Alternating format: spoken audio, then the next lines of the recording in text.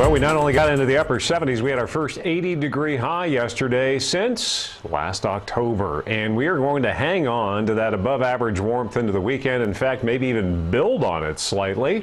Some low to mid-80s, even a possibility by late in the weekend. But the other issue that we've got to deal with goes hand in hand with the warmth, an increasing chance for active weather. So early this morning, your MAXTRACK Live isn't going to show you much until you pop west around Louisville. They've got a couple of showers that are trying to get going. And as we drop back over western Kentucky, there you can see a round coming in around Paducah. Far western Kentucky's got some active weather. So yeah, we're going to see these showers, thunder showers around going into the weekend on and off. Of course, the main round remains up across the Great Lakes and then dropping south and west, where there's still a severe potential across parts of Missouri as this line dives south.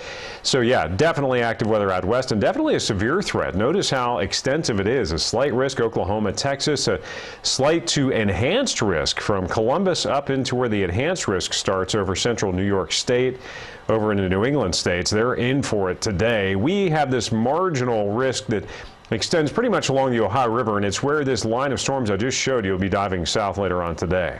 Tomorrow, not an impressive severe threat, a couple of pockets of a marginal risk, and much the same late in the weekend. I do think we want to watch out for that round coming in Sunday night into Monday morning, though.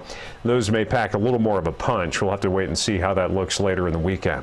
The LAX-18 Storm Tracker FUTURETRACK, the wave north and west I just showed you will lose some steam as it drops south, but a few of those could hold together and make it into our bluegrass and northern Kentucky counties later on today. And watch the front. Watch how it never quite gets in here. Ahead of it, more widespread showers and storms overnight, and then that front just kind of seesaws and stalls and then pushes back north as a warm front Saturday. So we'll catch breaks in the action, but then see additional scattered showers and storms late Saturday. Probably a lull in the action overnight into Sunday morning as drier air cuts in ahead of that cold front out over Missouri that'll make a run at us Sunday night into early next week. Look at the rainfall distribution. Torrential rain. They could be talking about flash flooding, anywhere from 3 to 6 inches of rain down into Texas, and then another bullseye of heavy rain up across the New England states and arcing back into the Great Lakes. Here, we're kind of on the eastern, southeastern periphery of that heavy rain corridor, so we'll see half an inch to an inch by Sunday morning. And then another round late in the weekend. So yes, we will see rain, just going to avoid the worst of it.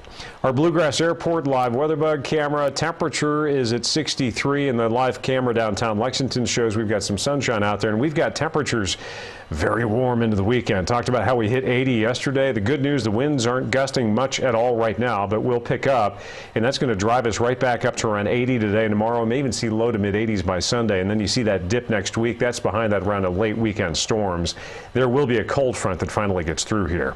Few showers and thunder showers around today. Gusty as well. That southwest wind, 25 to 35 mile per hour gust. Watch out for that this afternoon, and keep an eye on the skies. If you're going to try to get out, which you'll have opportunities to do this weekend, it will be punctuated by these waves of showers and storms tracking through. That brief dip in temperatures next week.